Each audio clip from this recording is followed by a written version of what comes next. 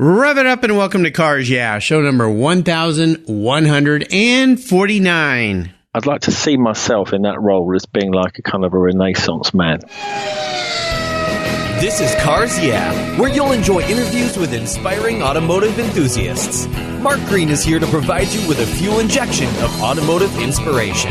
So get in, sit down, buckle up, and get ready for a wild ride here on Cars Yeah.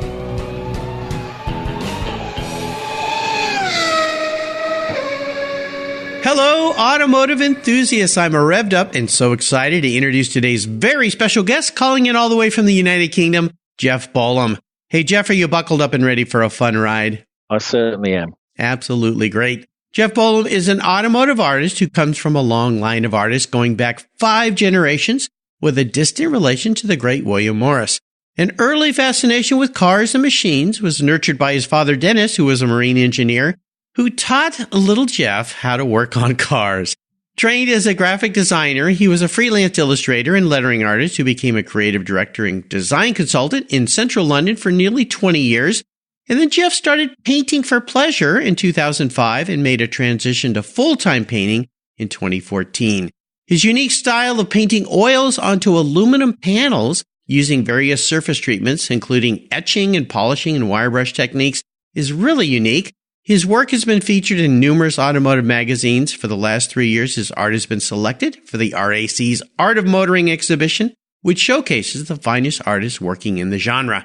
I had the pleasure of meeting Geoff and enjoying his artwork at Automobilia Monterey this past summer.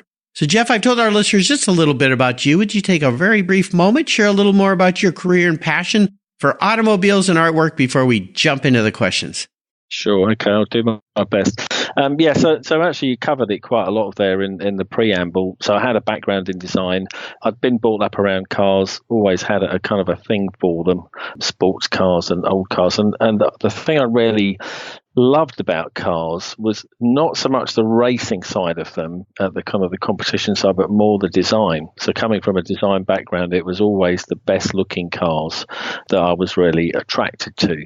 So, during my career, I kind of got to a point where it was starting to wear a little bit thin, especially the commute into London.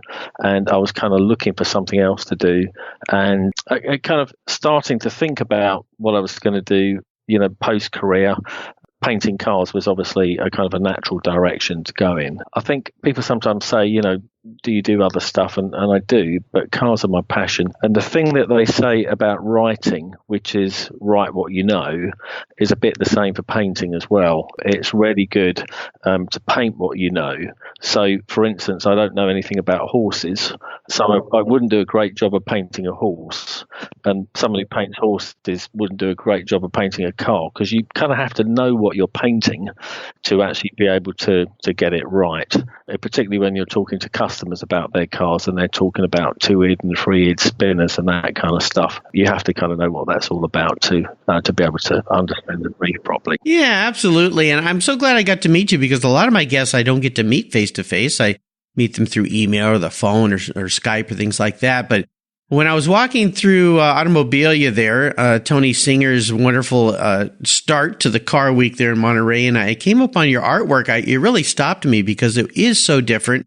It is so unique, and I'm really grateful that we got to shake hands and say hello, and I got to see firsthand what you're doing. And I also love the fact that at this point in your life, you're transitioning into a new career, a career that you're really passionate about, and that's really fantastic too. And as we continue on your journey, I always like to start by asking my guests for a success quote or a mantra. This is some kind of saying that's been important to you, and it's a nice way to get the inspirational tires turning here on Cars Yeah. So, Geoff, take the wheel. Well, I was thinking about this, and to be honest, I'm not sure if I have a mantra as such, but I think one of the things that I've always been interested in is the idea of the Renaissance man.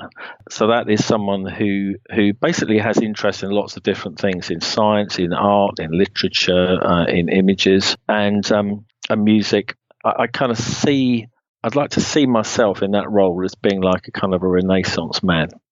Very nice. I like that. The idea of, I want to be a Renaissance man, or think like a Renaissance man, someone that's very well-rounded, right? That's what I'd aspire to. I'm perhaps maybe it's quite a tough thing to do. Yes. But I certainly, I'm interested in science. I'm obviously interested in art and music, and I kind of get involved in all of those things whenever I can. So, I have a lot of different passions, and obviously cars is one of them, but and art is another, music's another. So that's always been like that kind of idea has always really appealed to me. Well, and the other thing that it brings to mind is a constant passion for learning and learning about other things and understanding other things across cultures, across life. And of course, art does that in a very wonderful way. It kind of brings people together in a sense. So I think that's a fantastic thing to strive for. Well, let's go back in time, because I mentioned in my intro for you that your father, Dennis, was a marine engineer and that he helped you and taught you how to work on cars and things. Is there a story you can share that instigated your passion for cars when you knew you were going to be a car guy? Well, I guess there's a few moments. Obviously, certainly just after I learned to drive, I never told my dad this, but of course I used to drive the family car, and being kind of about 18 years old, I used to thrash it quite hard. And I think I over thrashed it one day, and it didn't like it. And the next day, when my dad got in the car to drive it to work, it wouldn't start. And to cut a long story short, I'd done something fairly serious to it, and so he kind of managed to scrounge another car from a friend, and then I felt duty bound to help him figure out what had gone wrong with the car. So basically, we took the engine out of the car and the gearbox, and over the course of about 3 or 4 months, we rebuilt the engine and the gearbox. So I learned a lot in that process. One, about not to thrash cars if you want to carry on running. And Yes. the other one was about putting them back together again if you do thrash them, and how much hard work it is. So that was good. And then the other thing, I'll always be very grateful for my dad and my mum, actually, was that they wanted me to kind of know how things worked. And so if I'd take something apart, which used to be something I did a lot, if a clock stopped working, I'd take it apart, and of course be completely unable to get it back together again. So Yeah, clocks are tough. so I'd kind of have to fess up to the fact that some treasured item around the house I'd taken it to pieces and couldn't get it back together again. But my dad, he brought home a pump engine. In bits, he brought home this pump engine that he used at work, and we kind of I learned how to put that back together on the kitchen table. So my mum was great at kind of allowing me to rebuild an engine on the kitchen table, and my dad was great at taking me through that process. You had a great mom, that's for sure. Great mum and a great dad. I was very lucky in that regard. Yeah. Well, it is. It's great when parents encourage kids, even when it comes to taking stuff apart, not quite getting them back together. I think I did that quite a few times. Yeah. So nowadays, when I take things apart, more or less, I can usually put them back together, and I think you learn from those mistakes, obviously. Yeah, and that's called seat time. And I kind of also know what my limitations are as well. Yeah, absolutely. I think that was a great movie line. I think Clint Eastwood, a man's got to know his limitations. So I might have my movies wrong, but I think the saying is appropriate no matter what you're involved in. Let's take a look at some of the roads you've driven down and talk about a big challenge or a big failure you faced, because these are wonderful learning lessons for us. They help us know where to go and, more importantly, where not to go. So maybe walk us through one of those. Tell us how that experience helped you gain even more momentum as you move forward in your career, your business, or your life. Okay, well, so the one I was thinking about was actually to do with my transition from my design career into my kind of current career, which is doing automotive art, because I kind of had this idea that I wanted to paint cars.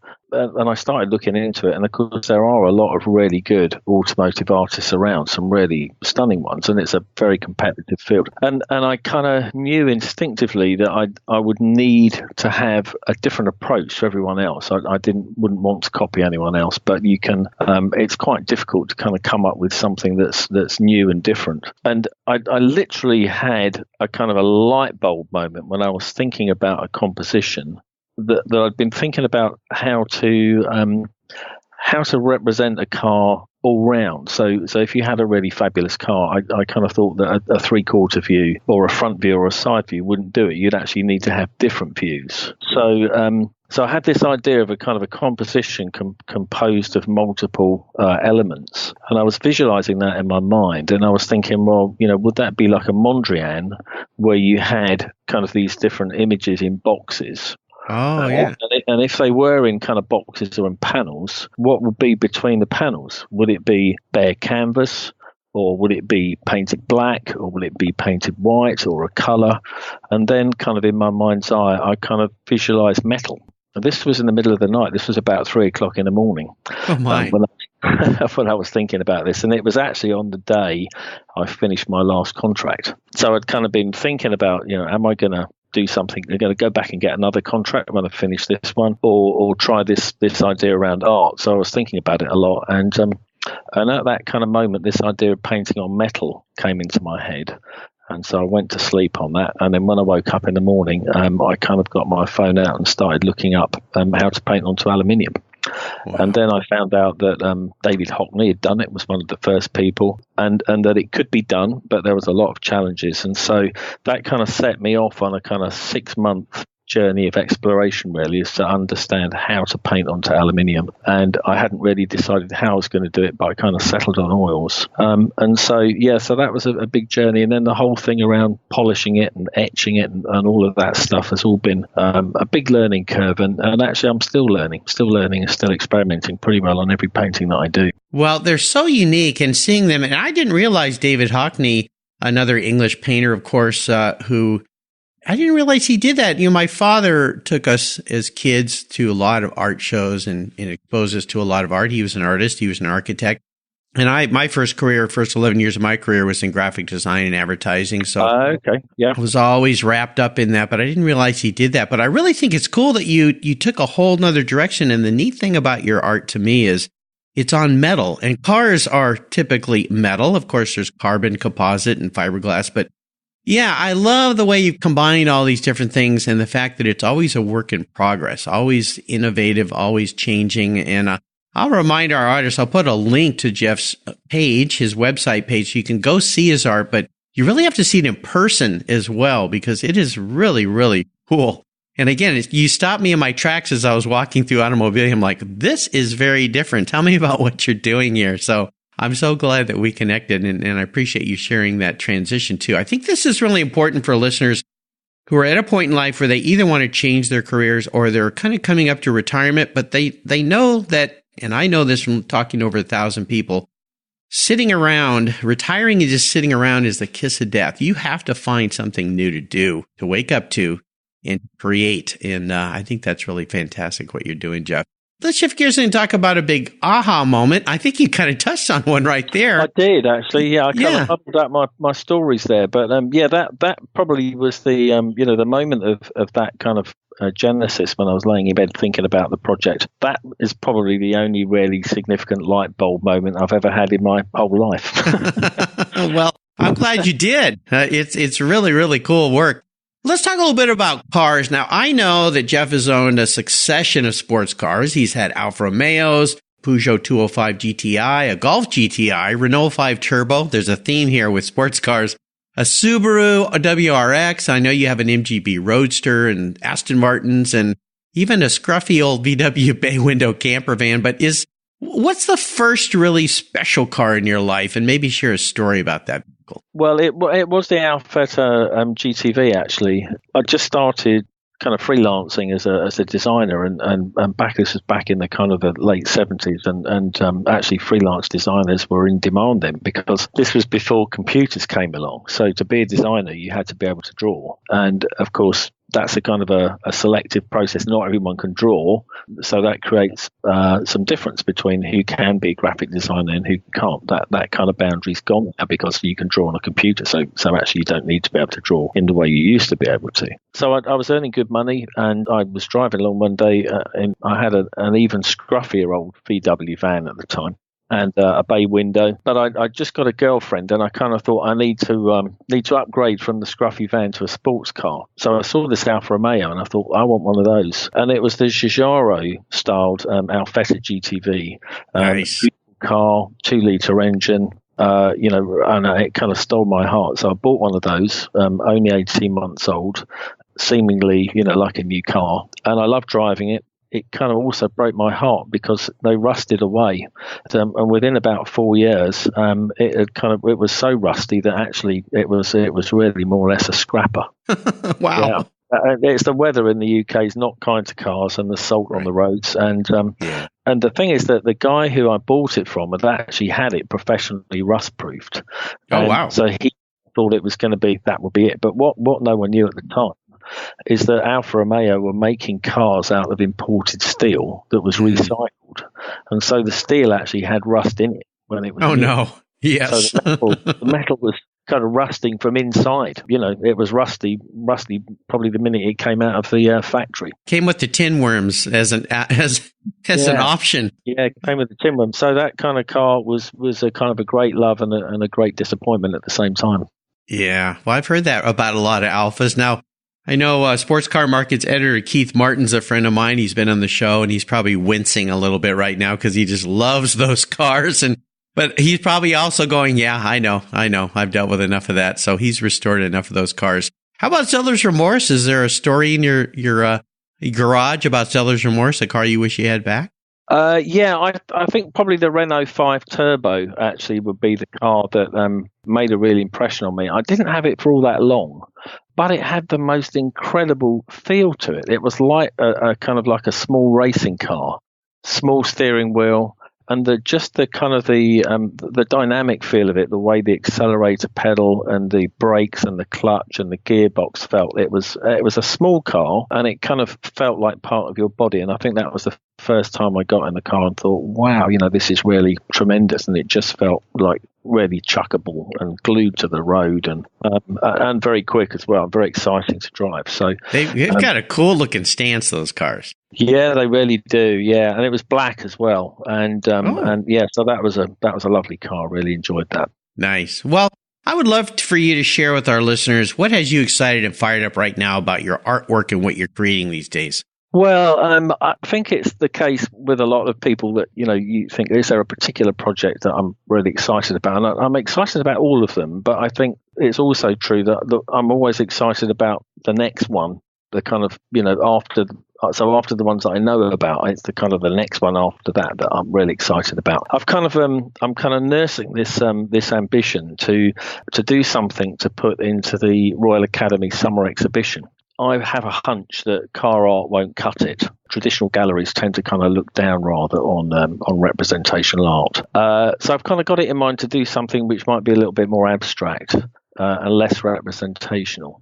And my work is very precise.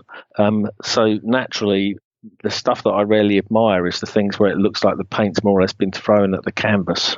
And so, so one of these days I'm going to kind of clear out my gallery and clear out my studio and kind of line it with polythene and get a big sheet of aluminium up and kind of try throwing some paint at it. A little Jackson Pollock action going on here. Yeah.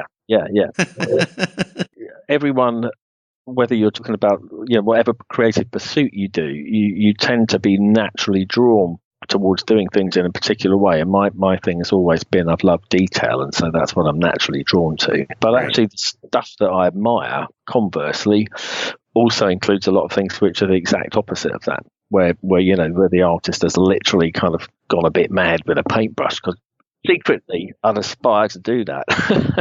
Well, don't pull a Vincent van Gogh on us, but this is a very interesting transition, and having grown up with a father who was an artist, and he did very much the same thing. Being an architect, everything's very precise. He studied, engineering, but he painted a lot. And as he got older, he started transitioning into abstract more and more. And that's it's a very common thing, I think. And you studied art. Many artists and a lot of people who know famous artists who think of them as abstract had no idea they could really draw real things, because that's where they started. That's true. In fact, I was looking, a friend of mine was in, I think it's Sweden. He was in Sweden, certainly in one of the Nordic countries. And he was at the National Exhibition, and he sent me a picture of the painting by Alfred Monk of The Scream. That's the first time I've kind of seen many images of it, but this was a photograph of it in the frame. And it looked really great, but it was incredible how loosely painted it was, almost kind of quite amateurish in a way. So then I look back at some of his work, and of course, it turns out that he was a fantastically talented painter. That was an example of him completely forgetting about all the technique that he'd been taught and just really painting from an emotional place, not painting with his head at all, but painting with emotion. That image is incredible, and one of the most recognizable images in the world of art, I would think now. Absolutely. Yeah, it's very, very interesting to me where the artist comes from, where he grows into, and where he ends up. And it sounds like you're on a very nice trajectory there, Geoff. So I look forward to this paint throwing that you're going to be doing. I want you to have your, I think it was your lovely wife I met at Automobilia. Yes, was she there with? Yeah. Yes, yeah. And I want her to set up a little video camera so we can see some of this stuff in action and send me this. I think it'll be kind of fun to watch just cut loose and go crazy. So. Yeah. I'm looking forward to it. Very nice. Very nice. Well, here's a very introspective question, Geoff. If you woke up tomorrow and you were a car sitting in the garage, what would you be? Well, that's a really interesting question, and I gave that a bit of thought. And I think the thing is that I'm actually quite a kind of a shy person on some levels, but also I like to show off a little bit. So that's a kind of an interesting combination. So, for instance, I'm very shy, but I play in a band, and I've been playing in a band. I've been playing in a band for years, and I still get nervous before I play every time. I get very nervous. So I have that kind of contradiction of wanting to show off and being very shy at the same time. So I think if I was a car, I might be something like a rat rod, which is actually very discreet and perhaps a bit scruffy on the outside. But when you lift the hood under the bonnet, it's kind of really nice, and there's a nice throbbing V8 in there or something of that sort. Nicely said. I like the way you went down that path. That was very, very good. Now, you play in a band. What kind of instrument do you play? Well, I play guitar mainly, bass some of the time. And I have a band, and we do kind of instrumental, kind of like jazzy, rocky, fusion-y kind of music. Cool. Very cool. I grew up playing the guitar as well, so something else you and I share. Very cool. Well, Geoff, up next is the last lap. But before we put the pedal to the metal, let's say thank you to today's Cars Yeah sponsors. Everyone who knows me knows I'm really picky when it comes to my cars and keeping them looking new. I'm a huge fan of Covercraft floor mats. I've protected my vehicle with their products for decades. Want to keep your vehicle's interior looking new? It's easy with Covercraft floor mats. They will protect your vehicle's factory carpets from daily abuse, weather, pets, children, weekend adventures, and those everyday spills. It's a fast, easy, and stylish way to keep your vehicle looking new. Covercraft floor mats come in a wide variety of styles, materials, and configurations, all designed for maximum protection. In addition to Premier Plush and Berber custom floor mats, you'll also find cargo liners, canine cargo area liners, dash covers, and sunscreens. Enhance your vehicle's looks while protecting the factory finishes with easy-to-install and easy-to-clean floor mats. Covercraft is the right choice. Learn more today at covercraft.com and tell them Mark at Cars Yeah sent you. That's covercraft.com. What's every automotive enthusiast's dream? To design and build that perfect garage. My friends at Metron Garage are a group of creative talents who've combined their passion for cars with their careers in architecture. Their service includes unique garage design and state-of-the-art fabrication. They will create the coolest custom garage for you and your vehicles. Metron Garage's system features fully engineered commercial-grade material and structural framing that's stronger than traditional construction. Their designs are pre-engineered to meet your building codes for fast, bolt-together construction. With over 25 years of experience, you'll see a 3D rendering to visualize your custom garage, and the final structure will fulfill all your storage needs. Contact Metron Garage today and begin realizing your dream garage. Go to metrongarage.com. That's metrongarage.com. Garage is built for discerning enthusiasts. Where it's not just a garage, it's where your dream garage comes true. Okay, Geoff, we are back, and we're entering the last lap in that rat rod, playing our guitars, having a good old time. This is where I fire off a series of questions and ask you to give our listeners some very quick blips of the throttle answers. So here we go. Well, what's the best automotive advice you've ever received? Well, I think around restoration, I've done a few restorations now, and I think generally speaking, they're always going to take at least twice as long as you think they're going to. But if it's a car like an Aston Martin, then think in terms of 4 times longer than you think it. Yeah, and 3 times the cost you budgeted for. Absolutely. Yeah, well. at least 3, maybe. Yeah. Oh, gosh. Yeah, I've heard that story many times. Would you share one of your personal habits you believe has contributed to your many successes? I think actually a lot of it has to do with being quite stubborn. I don't like to think that I might need to. You have to find a balancing line between being stubborn to the point where you actually get yourself into more trouble and stubborn to the point where actually you kind of see through problems. So it's a bit of a balancing act, but certainly being a little bit stubborn, I think, is quite a good thing. Would you share one of your a resource that you're really fond of that you think our listeners would enjoy? Well, what I would say is that I think people seem to think, or I think I do as well, the internet and the web is a fantastic resource. But actually, I think the thing that people are overlooking to some extent is books. If you're researching something, and I'm always kind of researching stuff, the first place to turn to is online, and you kind of think there's a lot of good resources out there. And when you start looking really hard, you realise that actually some of the resources aren't that good, and some of the information is inaccurate. So what I tend to do now is use more book, because I think if you get a book or a couple of books on the subject, because they're in print, the authors have taken enormous painstaking efforts to make sure that the information is correct. So I would say if you want to find out about something, go and get some books. Yeah, I would agree. That leads me to a question I asked all my guests about a book that you're really fond of. Is there one you'd like to share? Yeah, there's some. So I'm just letting the dog out of the door. That's okay. He needs to go outside. Absolutely. You could hear a little bit of a whimpering noise in the background. I heard something in the background. Yeah. I wondered what that was, but no problem. So the dog's gone out now. Good. Yeah. So really nice book that I read a little while ago and I really enjoy is the Moss Sterling Moss authorized biography. Yeah, that's a really lovely book, and again that thing about having tenacity in the face of adversity, comes up again and again when you read books by people like that. Absolutely wonderful man. I've had the pleasure of meeting several times. Now, if I could wave a magic wand and arrange for you to have a drink with anyone in the automotive industry, living or deceased, who would it be? Well, I think it would either be Ettore Bugatti or one who's alive would be Giugiaro. As a designer, I really admire his work. And when I was growing up, when I was kind of in those formative years, actually, the job I would have loved to have had would have been as a car designer.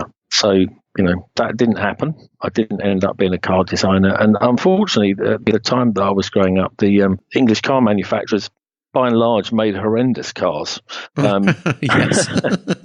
But the Italians knew how to make some really beautiful ones. Yeah. And Giugiaro would be right up there, and alongside the other great designers of that period. Yeah. Wouldn't it be interesting to have both those gentlemen at the table? Oh, well, yeah. And just sit back and listen to them speak. That would be wonderful. Well, listeners, you can find links to all these great resources Geoff has shared on his Cars Yeah show notes page. Just go to carsyeah.com, type in Geoff, and he spells his name Geoff.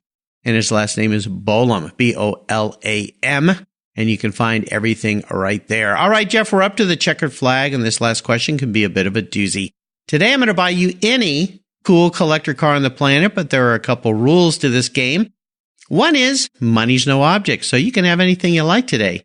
The other one is you have to drive it. No garage queens. And the third rule is you cannot sell it to buy a bunch of other cars with. You've got to live with it and enjoy it. So pick carefully, my friend. Okay, well, I think it might be a Miura, Lamborghini Miura. So Lamborghini Miura, fabulous looking cars, and I think that there might be one convertible version, one or two perhaps.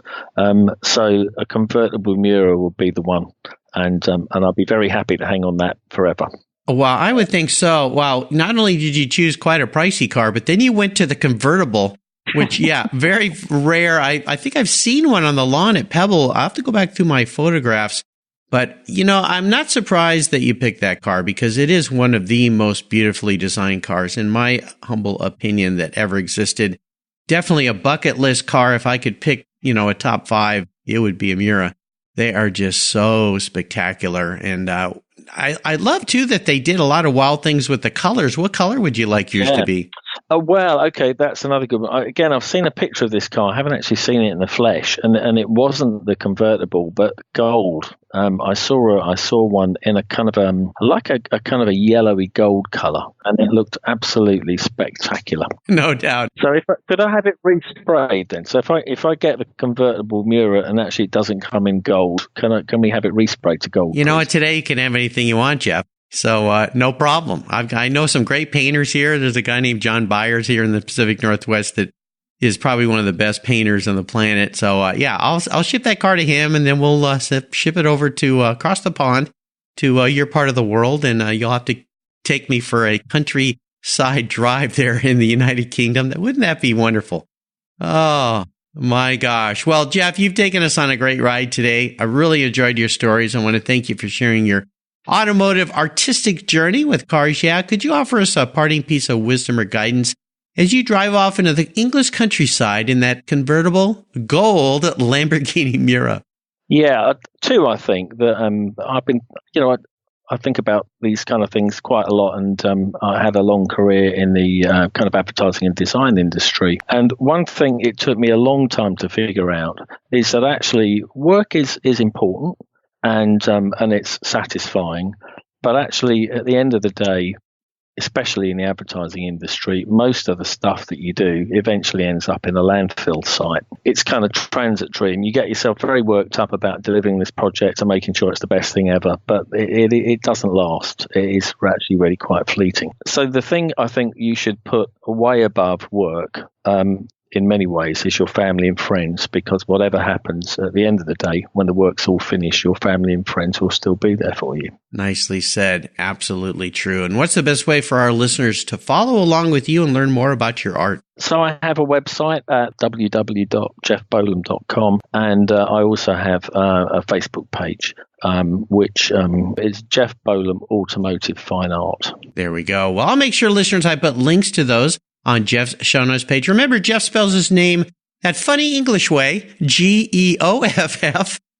I told Geoff at the beginning of our show, I had a good friend who, growing up, who spelled his name that way. So it was easy for me to know how to pronounce that. But Geoff Bolam, Bolam, just go to carsyeah.com, type in Geoff, and you'll find his page right there. I would encourage you to check out what Geoff is doing. Very unique, very cool. I can't wait to see the next transition in your artwork creativity when you start throwing paint around. That sounds like a lot of fun.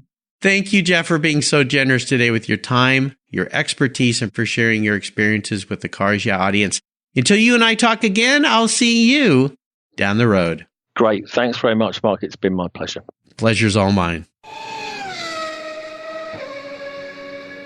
You take care of your cars, but who takes care of your investments? Tune-ups aren't just for engines. Updating your financial plan is important too. Your GPS may take you from A to B, but it won't help you on the road to financial freedom. For that, you need a good co-pilot and a very trusted advisor. Chris Kimball, CFP, is just the man for the job. He'll guide you down that road without driving you crazy. For over 25 years, Chris has helped people just like you and me with their financial planning and investments. With a master's degree in financial services, he is eminently qualified, and he's a car guy too. Learn more at chrisvkimball.com or call 866-ON-A-PLAN.